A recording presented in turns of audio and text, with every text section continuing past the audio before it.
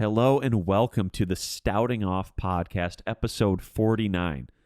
We've got an absolute heater of an episode in store for you. But before we get started, would you do me a quick favor? Would you subscribe and like and turn on notifications for this podcast, whether you watch on YouTube or listen on Spotify or Apple Music or anywhere else where you consume your podcasts? But would greatly appreciate that. Share this with your friends and family. And here we go, episode 49. Let's roll.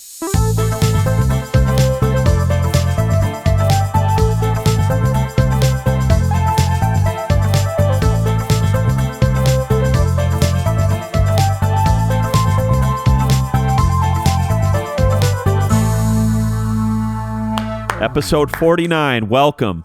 That's me clapping because I am personally excited to be here, joined by two of my absolute best friends in the entire universe, my second, third, and third member of the Stouting Off podcast, Jordan and Will. Jordan, how are you? Fantastic. Will, how are you? I'm Will. You're well, thank you very much. Yeah, that's what I meant. That's sometimes I get those letters mixed up. I'm Will. You're Will now. And I am Stout. And it feels good to be me because I'll tell you, the sun is shining, the birds are chirping. Not right now, but this time of year where I live, spring is springing. I have to mow the lawn like tomorrow within the next day or so, which means grass is growing, obviously. There's just a rejuvenation of life. It's springtime. Springtime in the South. In the Rockies. Springtime in the Rockies. What's that from? The Office, come on. The Office. I know, but I feel like he was quoting something. Oh, that I don't know. He's like, it's springtime in the Rockies. Anyway, speaking of the springtime, this is the time of year where neighborly exchanges start to take place, which if you know me, you know I like to take place, or I like to take part in those. And today, I was talking with my neighbor, and I said, hey, Rick,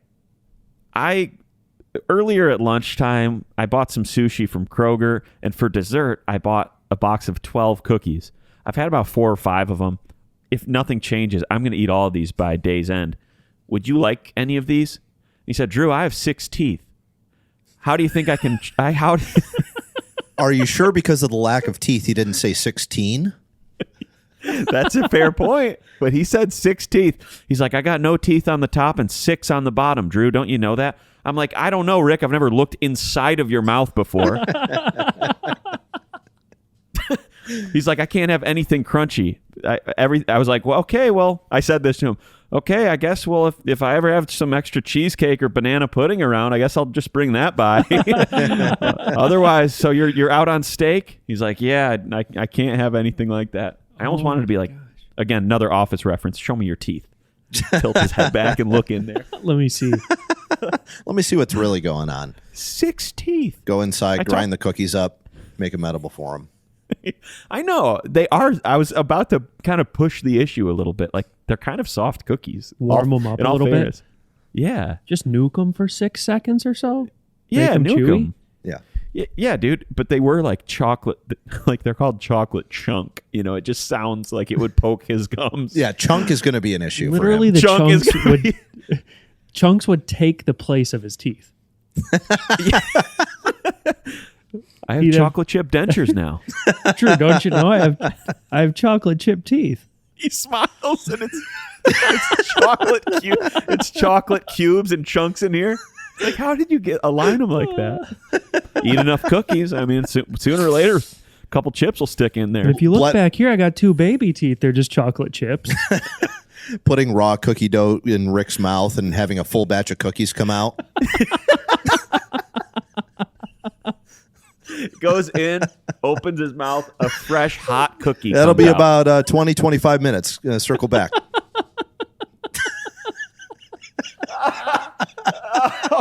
Well, you know, Drew, if you're getting more of those cookies, I need more teeth because of the last batch of cookies that we made.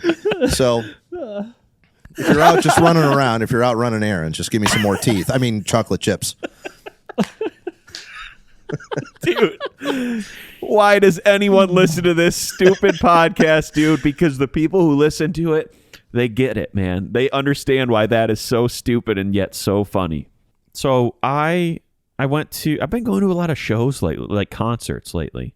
and I went to one last week, and man, some people out there, man, just inconsiderate, and I'll tell you why I said that. I don't want to be the complainer, but I do want to call out the important stuff in life, dude. If you're at a concert and there is an established, the show's already started, somebody's already playing, whatever, and there's kind of already an established like arrangement of where people are standing, don't go and stand directly in front of someone like this. Mm-hmm.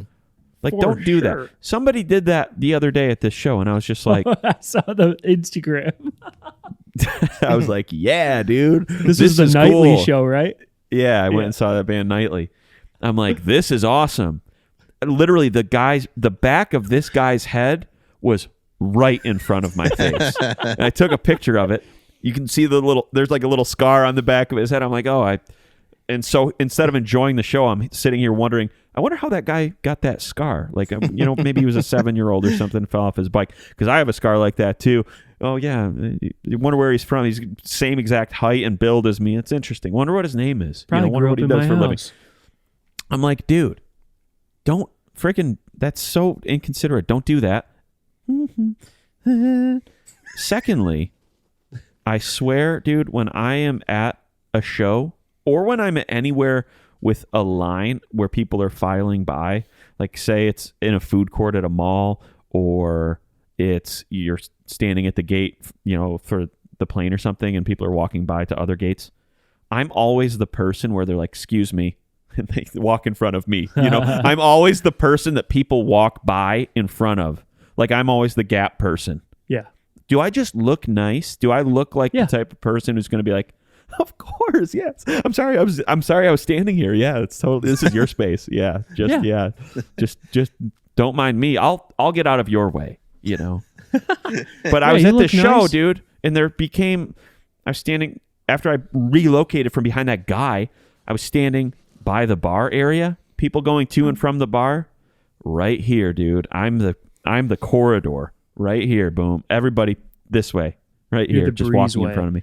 I got to go to that show for free, so ultimately that's okay. It's not like, man, that was my favorite band, and I freaking spent a fortune on the tickets. It wasn't like that, but I didn't like that experience. But dude, have you ever been in that situation where it's just like, hello, I was standing here, like by you standing there, I can't help but think you are non-verbally communicating the idea that your vantage point and your enjoyment of this experience matters more than mine. Mm-hmm. And that makes me mad. Yeah.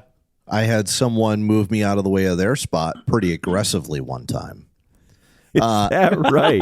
Aggressively? I want to hear about this. Pretty aggressively. And it's probably not what you're thinking, but I think I was maybe 13, 14 years old or so.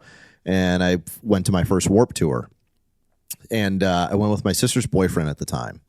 And there was this one band, if you're not familiar with Warp Tour, obviously multiple stages. They got 2 main stages usually, and then, some other smaller ones. It's like any music festival today, I suppose. And this one band I wanted to see was playing at a smaller stage. And what band was it? Do you remember? Can't remember. I wouldn't. No, I couldn't recall. Coheed and Cambria. That's probably not it. Probably. Or Atticus. It's probably Atticus, yeah. So yeah, it was Atticus. Okay, great. Yeah. Sorry, it was Atticus. So we, so I told my sister's boyfriend. I said, "Hey, I want to see this band that's playing at the stage and that stage over there in like 20 minutes. I want to get like a good spot." So we walk over there, and there's hardly anybody there waiting for the band. So I get like front row. I'm like, you're right against the little barrier. I'm right there. So I'm like, this is fantastic. I'm going to see this band. I'm front row. Can't wait. And I'm all jacked up. I'm, again, 13, 14. This is like my first big like music festival. So I'm pumped. And finally the time comes when the band is coming on the stage. It was not the same band that I was expecting. It was a different band. And I don't know what the name of this band was, or Insane Clown Posse. It was something incredibly aggressive. Well, no more than 3 minutes after that, again, I'm in the front row against the stage. A mosh pit, an aggressive mosh pit, starts forming right behind me. And right after that, I get thrown into the middle of it because, again, I'm 13 or 14 years old. Of course. I somehow end up in this tornado of confusion. And I'm in the middle of this mosh pit, and this humongous bald guy, jacked, shirt off, tattoos everywhere. I take an elbow to the face from him. Oh, no. I was wearing glasses at the time. My glasses go in the air, right? They spin off my face. Prescription or sunglasses? Prescription. Oh, prescription, baby. Prescription, dude. Prescription. No, dude. And so you went down on all fours like Velma and Yes. Scooby-Doo. My glasses go flying off, and I watch them as they go flying off my face into the eye of the hurricane. Onto the bald guy's head. Onto his eyes. He gets blurred vision. He gets the same prescription as me. He turns into me. He now has the I'm same bald prescription now. as me. I'm in the band. I'm jacked. And I'm Warped Tour. And then... So, dude, my glasses go flying off, and I just watch people river dance all over them. Oh, no, dude. I pick them up. They're unrecognizable as prescription glasses anymore. Oh, no. These They're are pink now. mangled pieces of thin metal. Are they... Dude. Did you need them, or were they, like, helpful? Yes. I mean, yeah, they help me see. Okay, I know what you're asking. Like, You know what I'm saying? I'm not legally blind without them, but yeah, my vision is going to be pretty blurry for the rest of the day. Oh. So I somehow put them back on my face, and it was like I was staring through A prism. a rain-covered windshield. Yeah. Or I was going to say like a prism where Yeah. I can now see color goes every like- color in the universe. Yeah. One of those Yeah. scope things that, like, turn. What is that called? Kaleidoscope? Yeah, Kaleidoscope. kaleidoscope. I'm Yeah, looking yeah. through double kaleidoscopes. And when you look no. through the glasses, all you see a zillion times over are that bald guy with the tattoos, and he's jacked, and it's just him. The and frame of He's his stop- the frames of his life, as like him as a You child. You see every tiny little section of the lens is a phase of his life. I see his You him entire on his life deathbed at before 80. my eyes. It's not even there yet. Yes. You're like, dude, put these on. Like, I don't see anything. Well, I do. oh my gosh, I do. Oh, Oh, man. you're gonna live a long, healthy, happy life. You're gonna get married around 30. I'm a clairvoyant after those got demolished. Yeah, I'm a clairvoyant now. The idea of them river dancing on your glasses is great. Oh, that's Dude, so synchronized would be so Yes. funny. special. Anyway, I had. I'm gonna shift gears on us. I had the service tech for my HVAC system come by this week to reinstall my Nest thermostat. So let me rewind for a second. I got an HVAC guy earlier this year to replace my whole system for a lot cheaper than some of the big box stores or like some of the bigger places around here. He's just a guy who does it by himself. So I have noticed in the time since then that some issues arise. And this past winter when it got really cold, I had him come over one time and I was like, dude, the vents are blowing out cold air. He's like, oh, I didn't wire it right for whatever. I can't figure. So he came back like a couple days in a row, not being able to figure things out. Eventually he's like, I can't figure things out on this Nest thermostat, which I had. I'm going to put on this thing that I know how to program. It's some freaking, looks like a TI-83 calculator on my wall now for a thermostat. I'm like, dude, thanks, man. But it did fix the issue. And so I, since then, I have noticed a couple other issues. And so I called another HVAC company this past week. And I said, I need you to come look at this issue. And while you're here, please reinstall my Nest thermostat. And so you know how this works already, dude. It's the same thing that when you take your car in because it's making noises or whatever. It's the same mentality comes from these people. They come here, they look at everything. Oh my God, I can't even believe that the system is working. This is wired all wrong. I can't believe you're alive. I can't even believe you're alive, right? I can't even believe air is coming out of these vents. I tell you, the guy who did this before, I mean, he really screwed up royally, man. I wish you would have called me, man. And so, Are they saying these things actually? that's the spirit of what he's saying. Okay. So originally the invoice was only a couple $100. And so I was working at my desk right here that's off camera. And every so often he would go outside, tinker around, touch the thermostat, whatever, come back in. Yeah, I just found that XYZ problem, so we're going to have to bump it up to XYZ price. Oh, okay, I guess. He would leave, come back a little while.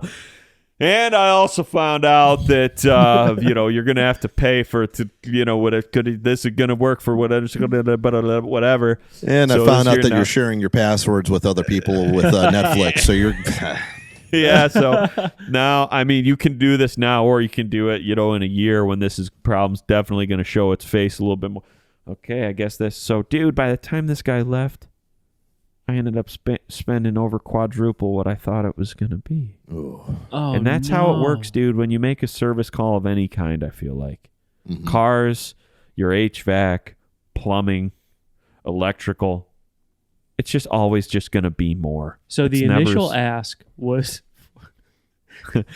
I'm really sorry to laugh, Yeah. but the initial ask was to just pop the thermostat on, mainly. pop the thermostat on, just check things out. Yeah, so I noticed on the one hot day we had recently, when I popped it over to AC on my thermostat, hot air was blowing out. Very hot air, hotter than my heat was blowing out. All right. And so I was like, that's an issue. And then just figure that out. I'm sure it's something wired in. In fact, it's probably just my thermostat wired wrong. So while you're here fixing that, just pop my Nest thermostat back on. The other one on, yeah. And so by the time he left, Quadruple the over freaking quadruple money, what I thought it dude. was going to be. Buy tax returns, buy all the dreams I had for that money, because now it's unseen money. It's money that just sunk costs, baby. But I will say now the heat is blasting and the AC is blasting too, and so it's all good. Well, But isn't that how it is, dude? Williards, you used to work at Jiffy Lube, dude, right? People would come in and be like, I just need an oil change. And you're probably like, no, you need a whole transmission flush. Oh, you yeah. You need new brake pads. Oh, it was the worst. Yeah. Well, I worked at Valvoline, and That's what I meant. we didn't do anything too technical. We didn't do brakes and any of that kind of major repair stuff. Not that that's a major repair, but yeah, I was actually the customer service guy who would stand in the window and have to recommend this BS to people. Yeah. And what would happen is I would scan your VIN number, right? I would scan your VIN number. If you've never been to a Valvoline, it's not going to have any records of service whatsoever. So now I've got to run down the spiel to people. Would you like a $125 transmission fluid flush? Have you ever had one? Do you know? Do you have the records for it? What'd you pay for it? When was the last time you had that done? Do you know? Okay, well, your air filter, it looks like, and it's like, yeah, people are just coming in going, give me the cheapest possible oil change, which for us was $40. Yeah, you'd try to have people spend $300-400. Yeah. It's an insane thing, dude. Would people bite on that? Oh, yeah. Yeah. Not all the time, because again, people are coming in. We're already expensive. They're already mad. And so that would make my job a lot harder because you're already over by paying more than you thought for an oil change. And now I'm trying to get you to buy all these flushes for your vehicle. And it was just it was an extremely uphill battle from every single time that a car pulled in. There was one time where I accidentally fell into the pit. Always wondered if that happened. Yeah. Always wondered that. I'll tell you this real quick. So we Trust fall gone wrong. dude, Oil fall. the crew oil fall down there. oil truck. Go ahead. Yeah, as if there's a there's a bunch of trapeze people down there. But Bouncing back up. dude, yeah, there's a trampoline that if that happens. No, not at all. So I worked at a very busy location. And we had a line of cars waiting to get in. And, I'm always trying to expedite it. We're supposed to be fast, all that stuff. So I'm trying to, ahead of time, figure out what people are there for. And I get to this one guy, and he goes, hey, yeah, can you just push my car in? And I'm like, I don't know what that means. Are you here for something? Are you here to pay us to do something? My car died while I was waiting, and I just need you to push it in. I'm like, dude, okay, whatever. Too many cars to deal with this. I'm going to just push this guy in and see what he needs. So we have to manually push him in because his car stalled. And he's like, yeah, I don't know if it's the battery or whatever. I said, I'll run a battery test real quick and we'll check stuff out. But like, we can't be here diagnosing stuff. So I'm already like mad. I'm already frustrated because it's busy. I'm sweating. I'm covered in oil. I'm cut. I'm bleeding. There's grease everywhere. I haven't eaten lunch yet. And I pop this guy's hood open and I look for the prop rod to keep the hood open. There's no prop rod. Of course. So you have to hold it up like this while you're. Well, we had these things, right? We had these manual prop rods, and because it's a very common thing that we would run into. So I get the manual prop rod out, and I'm like, I'm trying to find a place to put it, and I go to like put it on one side of the underneath the hood, and needless to say, that the floor grate was open right where I was stepping, and the guy hadn't pushed his car forward enough. So when I went to go step, one of my legs went all the way through, and the other leg stayed up top. So I was just in an L shape. My body was in an L shape. My legs slammed down. And then because the hood didn't have a prop rod, the hood shut on my hand. It was literally a Home Alone skit, dude. For the guy who didn't buy anything. Car pushed in, dude. He needed a jump start. It was start. a scene written in Three Stooges, dude. Dude, seriously. It couldn't have been more traumatic. I used to go to Valvoline to get my oil changed because it was right by my house. Which location did you work at? I worked at the Canton one for a good stint, and then the Livonia one off 5 Mile. 5 in Merriman? Yeah. That's the one I lived by. I was a store manager, yeah. Oh, okay. So that's you probably changed my oil. I'm not joking. Probably. I'm not joking because one time, dude, I'll never forget this. My dad oil said, guy, the attendant guy made you laugh. He was funny. He had earrings. He fell into the grate. I like this guy. I needed my car pushed in. Yeah. I remember I leaned out. I said, hey, can you push my car in? It's just this guy. And then he disappeared and I drove off. Dude. With his fingers just held in there by his fingers. And it was Will. So, think of it, my dad said, okay, sorry, go ahead. Hey, take your mom's Fusion and get the oil changed. And I was like, okay. And he sent me with his card, because I'm 16 or whatever. Sure. I'm not buying it. He's buying it. So he gave me his card. You were just running the errand. I was just doing the errand. It was my chore for the day. Sure. And he said, no synthetic stuff, just the basic oil change. Okay. I'm sure you heard that a zillion times. Number one line. And I know this, Family Feud, number one answer. Yeah, I know what it means now, but you're telling a 16-year-old who just got a car, who just learned how to drive, whose only social interaction has been in high school, which he didn't love to do anyway. Right. So when I go into a place of where this is someone's profession. Yeah, and you don't know. And they say, this car requires synthetic oil. And I say, okay. Mm-hmm. Okay. And it's $94. Yep. And my dad said, don't spend over 40. And then I come home. It was at the place where Will worked. Yeah. And I come home and I say, he told me it needed synthetic oil. Our number one target right there. In a scenario like yours where it's like, okay, obviously this is a 16-year-old kid. He doesn't probably know what he's talking about. It's in the book. Let's see. It says target 16-year-old white male, dad's credit card. Part of my training. Part of my training. Idiots. Money. Get money now. Money need now. Business go. You make same amount regardless of money in. No bonus, no potential for bonus, no more Christmas extra money. Party. But you make us money. Business good, you good, but no more money for you. And business good, same job. Business fantastic, same job. Same job. Business same money. Go nowhere, you go nowhere. Business good, you go nowhere. Your job stays same. Business good, you not good. But business good. That's the employee handbook. Welcome aboard to to Valvoline. Here's the employee handbook. Just read through this. You'll learn everything you need to know about this 9 job. words. Selling scripts, benefits, compensation information. That's all truncated within those few sentences. Yes. Benefits? No. That's it. That's the benefit section. That's it. Big header. Just It's no somehow in the 20. body. It's somehow 20 pages, but it's just one page with that sentence and then 19 blank pages. I'm 16. It just says no on the next 19.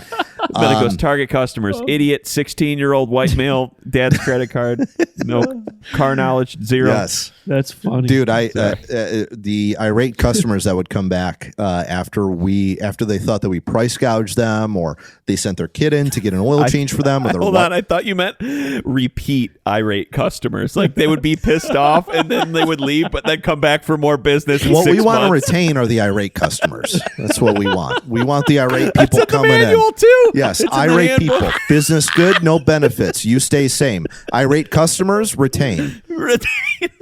Yes. Dude, we would have some mad people. Mad people. I mean, I got into shouting matches with people standing in their car window. Oh, yeah. Yeah, all the time. With your fingers under your fingers in their hood. Son. I had the upper hand there. Well, my upper hand was caught, but I had the upper hand at the end. So what were you going to say? I cut you off rudely, and that's going to be on me. No. No, we would just have. I was like yelling at with a customer, at a customer. I don't know, but they were mad because they came in, and this is when I worked at a different location. This is the one off Telegraph in Redford. Not great, because we would have literally cars coming in that were like on fire. And I need an oil change. Well, there's smoke and oil, and there's everything pouring out of your car that's supposed to be in it. So probably not. You're on fire. The oil sir. change is not going to do anything for you. I'm sorry. We had one person who ran into the street sign, the Telegraph street sign, because they bent down to get a piece of chicken off the floor that they had dropped. Happened right out front. Sign went flying, almost hit the building. All what did good. they want you to do? Oh, nothing. Oil change? Oh, yeah. Yeah, just like I just on. got in a Hey, head-on collision. I need an oil change. I think one of my tires is low. You know, it's like stuff like that where it's I've got an open wound in my head right now. need Can an you oil call change. Actually, no. Can you get me an oil change? Yes. Wait, was the crash into the sign after they were leaving your place, or did they get in the crash Before. and then roll around? Our and be driveway like, was right after where the sign is. so they got in the little mini crash, and then they were like, you know what? No, we're still continuing. We've got with the this bay errand. doors open and everything. We've got the bay doors open. Sun is shining. It's the summer, whatever. And off Telegraph Road, it's busy. And I'm standing there, and I'm like at the, walking around, whatever. And then I hear a click, boom. And I just see the Telegraph sign just doing a spiral in the air. And then turn signal on right into the Valvoline oil change. Perfect. Can't wait to talk to him. Can't wait. Yeah. Oh, wow. Way. Yeah, dude. We would get some pretty crazy customers, and yeah, it never ceased to amaze me. People would come back and accuse me of squirting oil inside their doors when they weren't looking. I'm like, what do I have to gain? I didn't charge you for that. If I did even put oil in your doors, I didn't charge you for it. Right, but also, I yeah. didn't do it in the first place. What see do I that have on to the gain? invoice. No way. It's actually in the handbook. You got to put oil in people's doors when they aren't looking. So I get these mini bouts of road rage. If somebody just gets too close to me and then they go to pass me, I go like this. I have my window down and I go like this. I'm like waiting for them to come up, and I'm just like trying to make eye contact with them and stare them down. Like road rage is something that I've dealt with for a while. My dad has far worse road rage. Well, it may be where I get it from. But so does my dad. He has far worse road rage than I do. So much so that if I got to tell you about this story. I was going to use that phone. Remind me after you're done talking what you're going to talk about. But in the rare instances where my dad is in the front seat of my car in the passenger seat, he will express more emotion unneeded to other drivers as he's driving. Like he'll go as far as like somebody's just turning out or moving a little bit slow. I'm fine with it. Like again, it takes me a little bit to get to that boiling point. Him, it's like it doesn't matter if you're doing one thing wrong. Oh, you better watch out. Yeah. What is this guy doing? Turn at and like he'll be in my passenger seat and then he'll roll the window down and like flail his arms and stuff and he'll point at people and like I'm like, dude, settle down. If I'm not mad, you have no reason to be mad. Okay, My dad I'm the does driver. that too. Yeah. But dude, he's funny. like, people say backseat driver and stuff, but usually backseat driver is like them telling the driver the direction, them telling the driver, slow down, what are you doing? Oh boy, whatever. Right. Not expressing to other drivers what their He's the thoughts are. backseat aggressor now. The aggressor. He's the passenger seat aggressor. Yeah. Yeah. My dude. dad will be driving down the expressway. Somebody's going slow in the left lane. He'll zip by him and swiftly like go in front of them. Not cut them off to the point where you cut them off and you go slower and they kind of have to, but just like go past them and don't give them much room before you pass. Yeah. And he'll roll down his window and he'll point over, like, get over. You're not passing. Get over. If you're going slow, he'll do that kind of thing. When Greg and I were kids, my what if brother it was and I were a foam hand? a foam finger. Foam A foam finger going out over.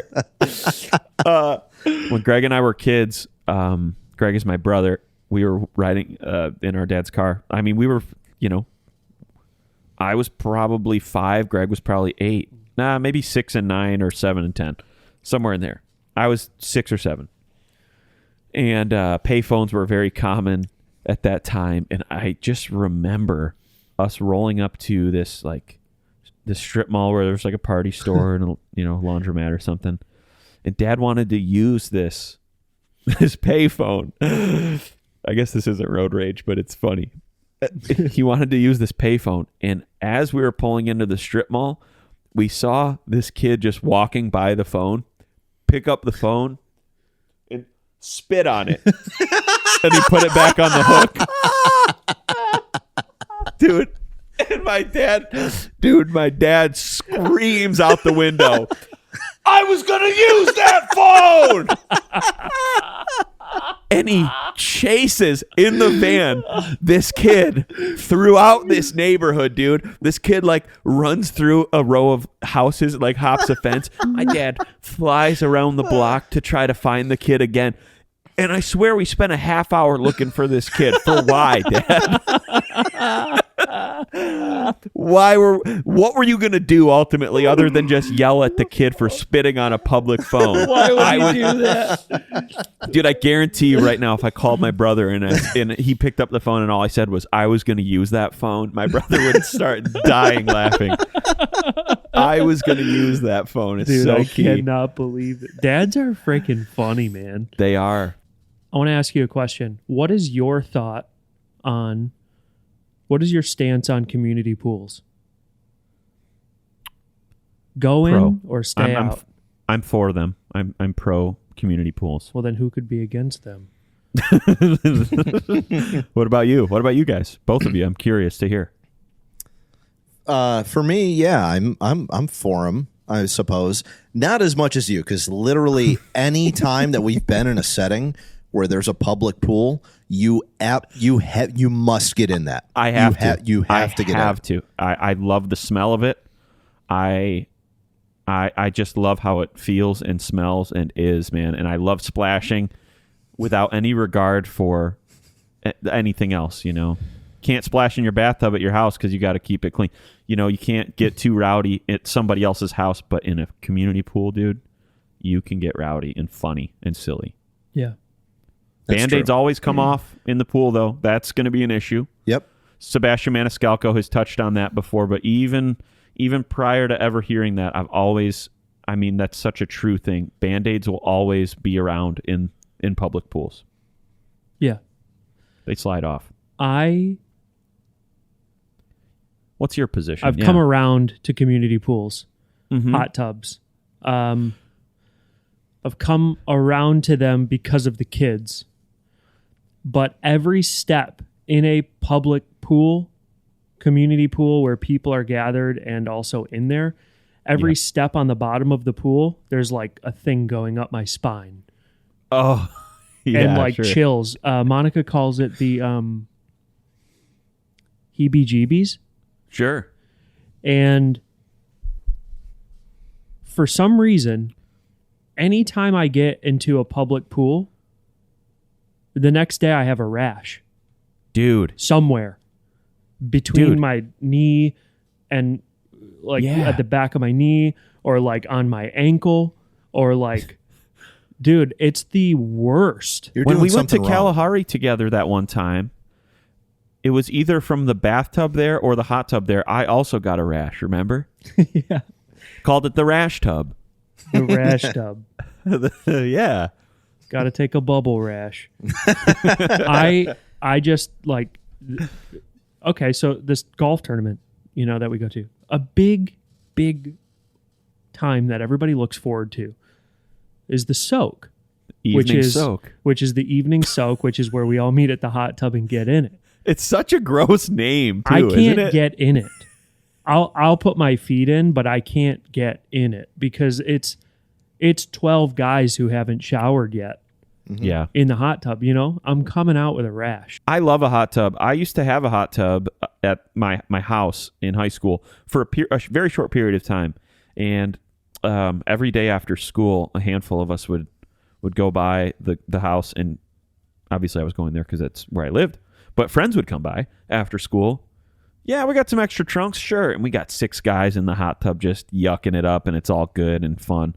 One time our buddy Modi stayed in the hot tub for 2 hours and 15 minutes at 104 degrees. I'm like, dude, you're going to die. Yeah, of course. It sounds right. Yeah. You could die. But yeah, I mean, to make a statement, he is a statement piece. He's the a last person statement to leave. Yeah, the last person to leave. That's what Modi does. Yeah. Yes. Always. No matter if it's a gathering, no matter if it's a hot tub, or no matter if it's the Grecian. Modi is the last one to leave. Yeah. If you would go so far, I was going to say, can you explain? Do you know the Modi story about the Grecian? It was going to turn into a different restaurant, which is now called Aqua, and it's a Asian fusion sort of sushi restaurant. Modi I didn't know that. decided to do a sit-in to protest the selling of the business. And was he there? See, that's the part I don't know. Did someone else do the sit-in with him, or was it just him? Joel Nagel did the sit-in with him. Okay. Gymnastics. Those two sat in the same booth for what was it, 24 hours? It was 24 hours. 24 hours. Why? Dude, like that would persuade a business owner who's just literally in the business for making money. Yes, you're just a paying customer. Like it would move his heart. Like, oh man, this restaurant really means something to these kids. To these two people. Maybe I'll forego my $500,000 purchase price for this house or this restaurant, and maybe we'll just keep losing money on this place. I can't imagine doing that. When I go to a restaurant, after the bill is paid, I'm gone. Yeah, I can't stay there. I can't be in the same seat for an hour and 15 minutes. It's really tough for me. Yeah. I get like uncomfortably warm. Yep. A little bit sweaty, like clammy kind of. Before I forget, there's probably the worst example of this that I've ever had to go through. And I'm going to tell you about it right now. Let's hear it. I went to Washington State for work a handful of years ago. And one of the businesses, one of my customers was in this tiny, sleepy town in the countryside of Washington State. So he takes us to this tiny diner, and there's some 70-year-old woman waitressing and whatever. And so we order our food. He gets a club sandwich, and I'm not kidding you. It took every bit of an hour and a half for him to eat all 4 corners. You're watching the sandwich like just longingly, just like I'm pretty sure the sandwich got mold by the time he was done with it.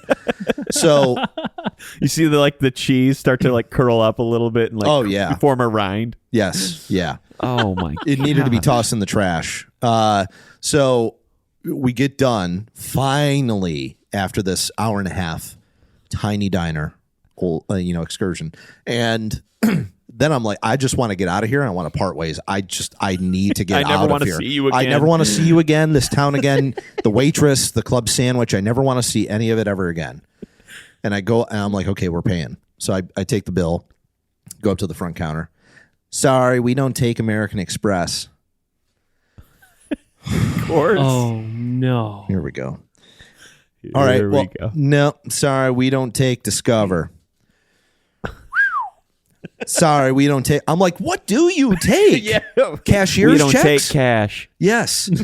What do I need? Sacagawea coins? What is going to please you? Just tell me what method of payment. We only take gold bars. We only take club sandwiches. He was eating currency, really. I mean, that's why he was going so slow. He's like, this really. Yeah, that city's called Club Sandwich, Washington, and I'm familiar. I've heard of it. Yeah, that city was founded on the club. I will say, going on a good date though, especially early in getting to know somebody, first or second date, when things are firing. In that case, I can sit there and talk for. This is the one exception. I can sit there and talk for a very long time. Sure, For sure. You know, especially you're just like. Yeah, I mean, I feel like some of these restaurants, especially now, like tapas, small plates, which you hate, but like they exist. It just is what it is. Like, unfortunately for you, Stout, they do exist. It just is what it is, and they're popular, and everybody loves them except for you. And, it's all good. Yeah, these places take time. Like sometimes it is a 2-hour thing. You know, like sometimes it is you're sitting there. But I guess if you have, so are you guys saying? Because I don't mind long meals. Sure. I don't mind them. But are you saying that if courses were coming out and things like that at different times and it's long, that's different? Or are you saying I don't want to sit there a long time, period? No, go ahead, Will. I think you and I are going to agree. Go ahead. Yeah, you can speak on behalf of us. What you're speaking of, where tapas and food's coming out as it's ready kind of deal, I love that. I don't mind that.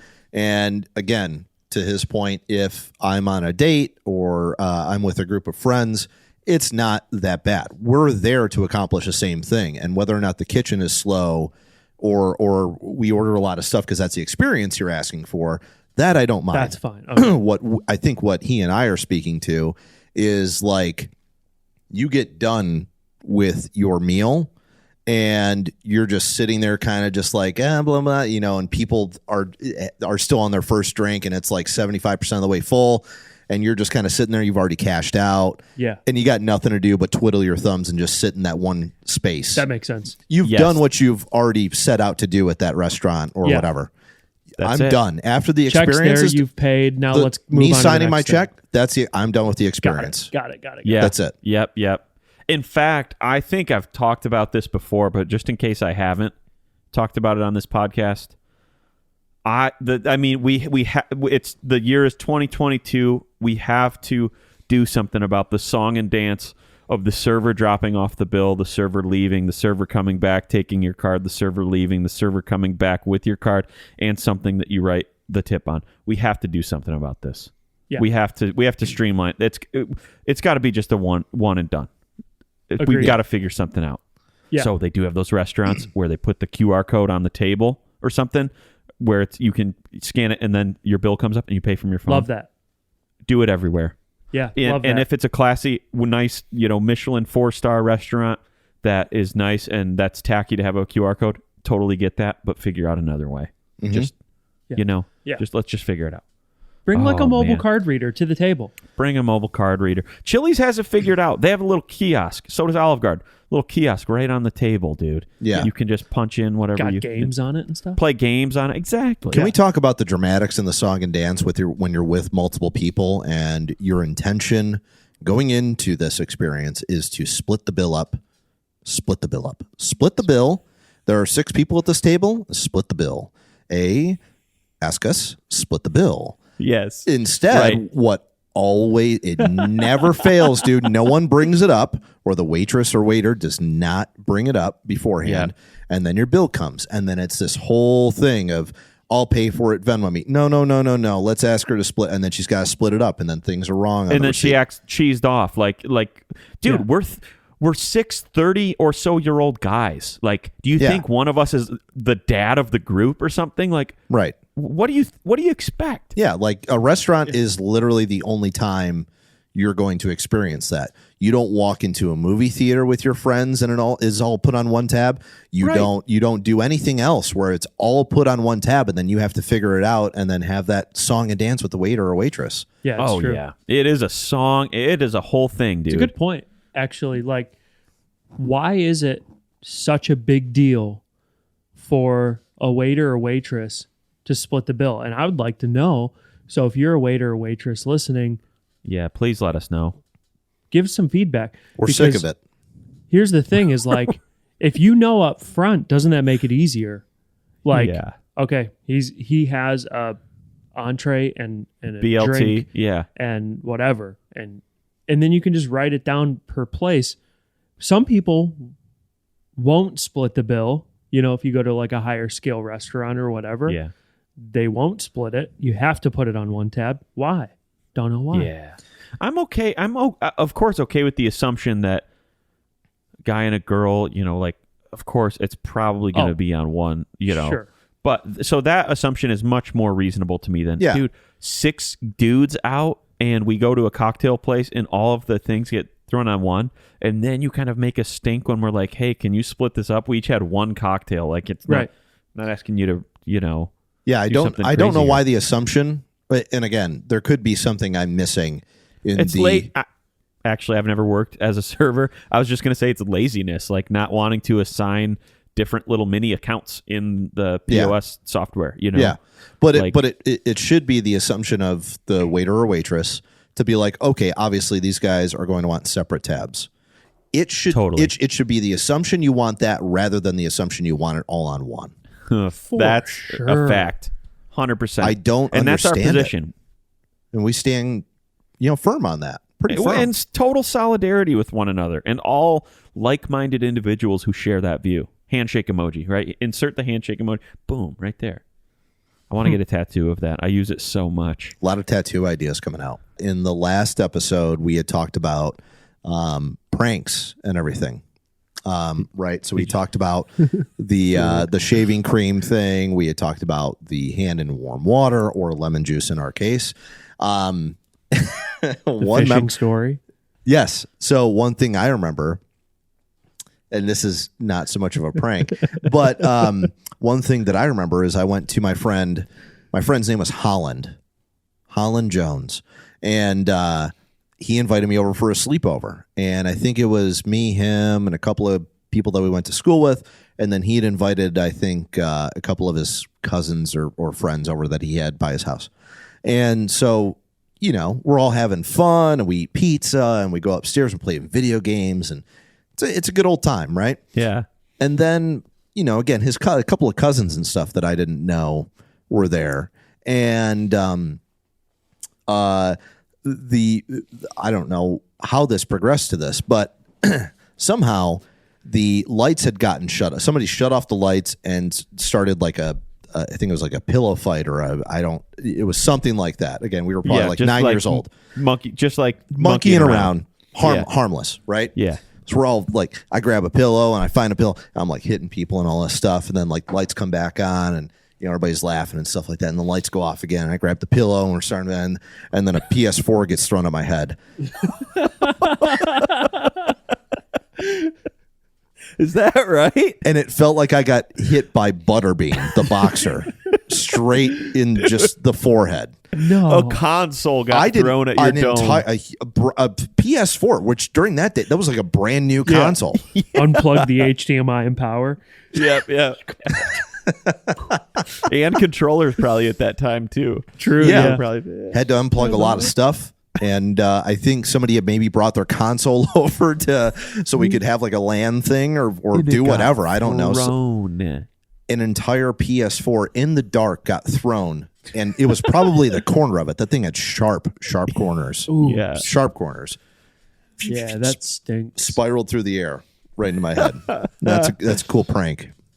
Cool prank. Good clean fun. Good clean cheap fun. It's what you want the kids doing.